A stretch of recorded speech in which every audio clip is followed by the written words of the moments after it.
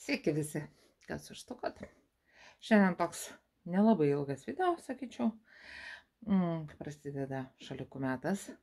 Noriu pasidalinti, kaip gražiai, patogiai pradėti ir užbaigti šaliką, kai mezgate plonus, dvipusio žakardo ar kažkokius kitokius, bet plonus. Žodžiu, parodysiu, pabaigiau, kaip tai atrodo. Aš šiandien stovas naujas, tai virpa kamera. Reikia žiūrėti, taikyti vaizdą ir apšvietimą, kad būtų tikrai geras. Va, čia yra mano užbaigimas. O, kad nenuviršiu, atsiprašau. O čia yra mano pradžia. Siūlai nesukamšyti dar. Va, pradžia. Kasytę tokią pradedu, kasytę pabaigiu. Kimbam į darbus. Išsistumdysiu vieną per vieną. Tiesiog taip man patogiau.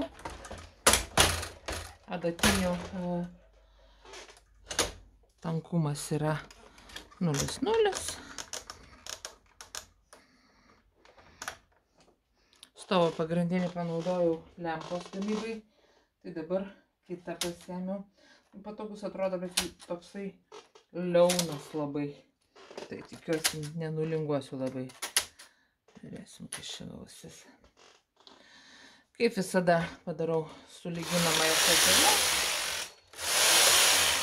Imu tiesiog pagalbinį siūlą.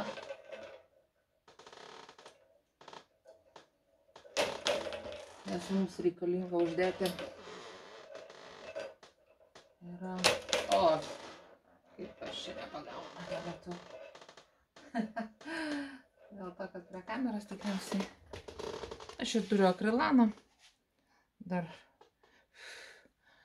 vos ne mano vaikų amžiaus žmonės prikaupę turi ir nereikalinga jiems. Tai dovanoja. Kas negupšus. Kas gupšus nori pinigų dar gauti. Tu žodžiu. Vis kažkada mokėjo. Važiuoju pirmą eilę, netarškėdama. Pravažiavau, imu diniuotę savo, ar ne? O, kur mano pavadė? Vėlutę kaip visada dantyse palaikysiu. Ir dabar perkišu taip, kad mano tie dantukai praeitų vat į tos tarpelius, kad pasikabintų.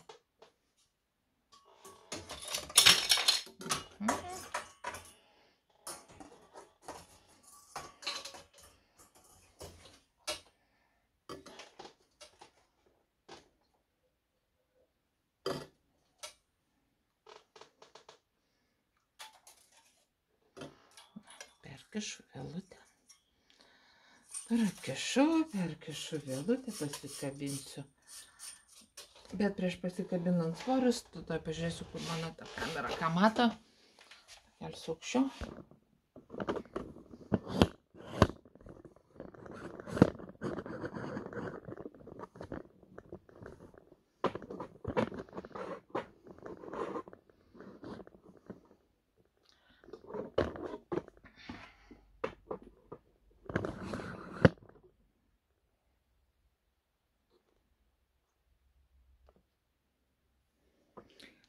Imu, atkabinu adatinę ir pravažiuoju. Tai reiškia, kad numetu visas apatinės adatinės akis. Ir lieka kaboti. Nustumdau. Aišku, reikėtų liniuotę pasimti ne pirštu. Ir nagai, ir mašinai, ir riebaliuką visą nuvalau. Pasididinsiu tankumą, pasidarysiu, nu, žiūrit pagal storį savo siūlo, aš pasidarysiu kokius 6. Tada jau imsiu liniuotę. Išstumsiu visas akis tiek, kiek mėgsiu šaliką. Nekeisiu tilto, o tiesiog su ją pravažiuosiu kažkiek tai eilių. Nežinau, kiek aš šitą 10.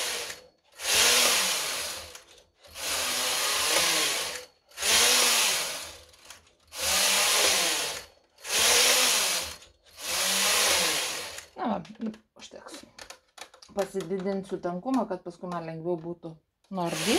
Paskutinį eilę.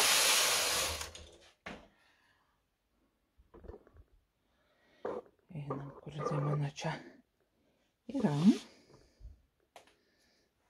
Traukiu siūlą.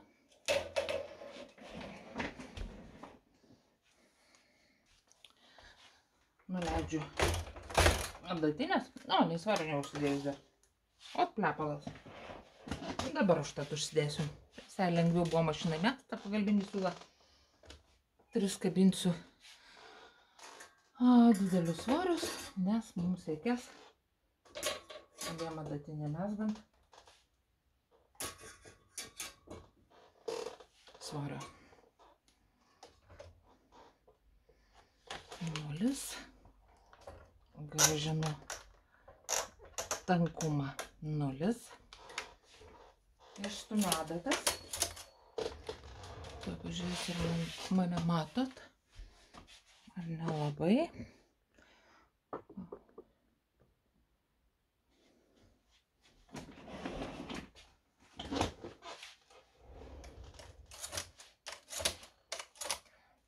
Mano šalikas bus iš vienos gijos. 1500 metrų, 100 gramų, bet apačiai aš imu 2 gijas šito siūlo. Esu į atskirus įsivėrusi laikiklius, kad būtų patogiau paskui vieną atjungti. Ir dabar nuleisiu šiek tiek žemiau. Na, bandykim. Tikrai man tas stovas nepatinka, bet mergaitės jau ir kaip yra šiandien nufilmuosiu. Vadinasi, reikės tavo kitą man. Va, 2 siūlus imu. To paties metražo. Ta patį siūlą, tiesiog 2 gijas.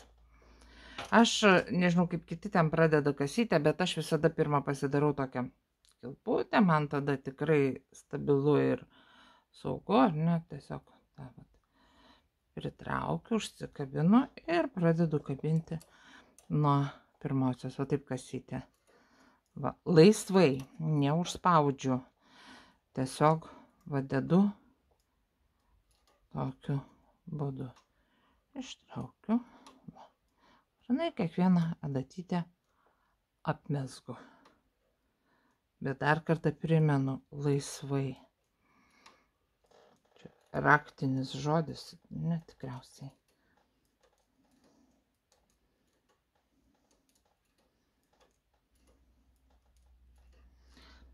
Viso to proceso į kamerą nedarysiu, būtų laiko gaišimas. Kas esat visiškai, visi mano video yra dalintis pradedantiesiems, visi, kurie jau mokite mezgat savarankiškai. Tai va. Žiūrim, tokia kasytė. Kas nemokat, įmat, įsistumdat adatas ir su nereikalingu siūlu tiesiog praktikuojatės šitokiu akių uždėjimo būdą. Va. Aš einu niekur neskubėdama. Va, vieną siūlą prilaikau. Ištraukiu. Susitiksim, kai aš uždėsiu visai adatinį. Taisiu kamerą, galvoju, gal dar arčiau pritrauktą parodysiu. Va, gal ten buvo iš toli.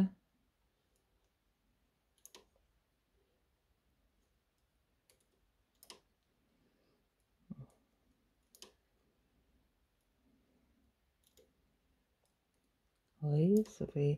Šita ranka padeda išlaikyti laisvumą, kad neužsitrauktų. Aišku, ir netabaluotų.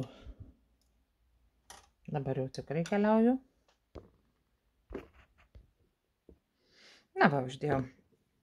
Jos ne visai, sakykime, prie pat krašto, tai aš jas tiesiog gražiai pristumiu. Įstatau siūlą į siūlvedį. Pažiūriu visus galus, kad nekabėtų.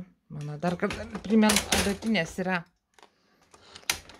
0,0. Kameros jau nevesiu kitą pusę, bet savo apatinę adatinę įjungiu į H poziciją. Buvo P pozicijoje, įjungiu į H poziciją. Kas seka toliau? Toliau apatinės išstumiu taip, kad uždėta kasytė liktų anoje pusėje. Na, gali būti akivaizdus toj pavyzdys, parodysiu. Va. Noriu stumti, o čia ne visai esu gerai pristumus ir ne ką darau.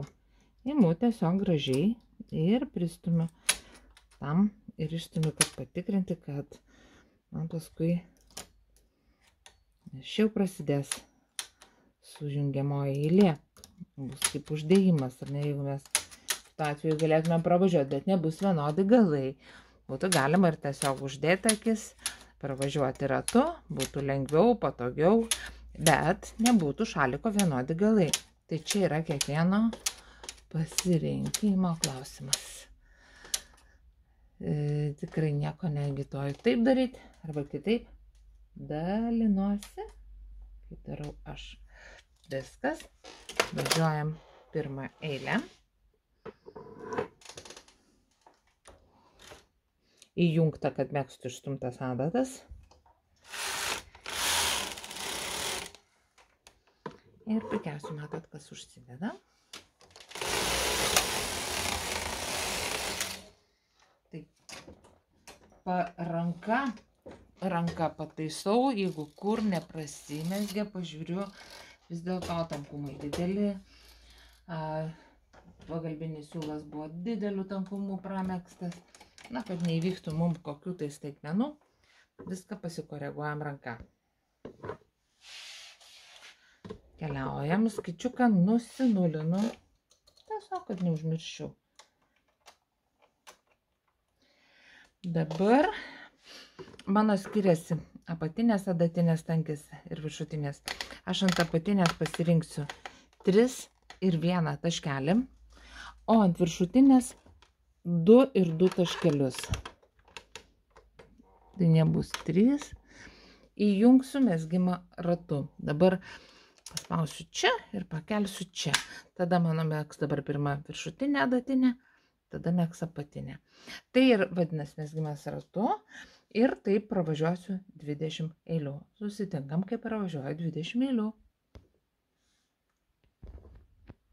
Mezgu 20 eilių ir dabar atjungiu vieną siūlą, kurį buvau pasitempiu, kurį aš norėsiu atjungti.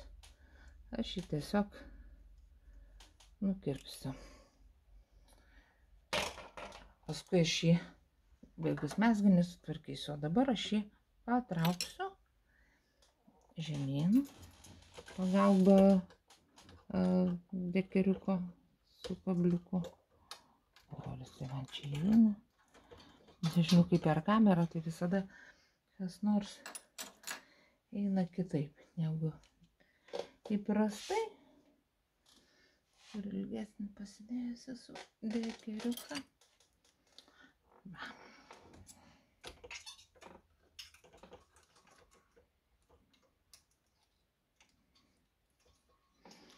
Nutempiau į apačią. Viskas. Dabar mano atveju reikia, aš padarysiu sujungiamą eilę ir pradėsiu megzti savo raštą. Man raštą dar čia reikia įsikelti, tai jau jūsų netrukdysiu. Kai prieisiu pabaigą, parodysiu pabaigą.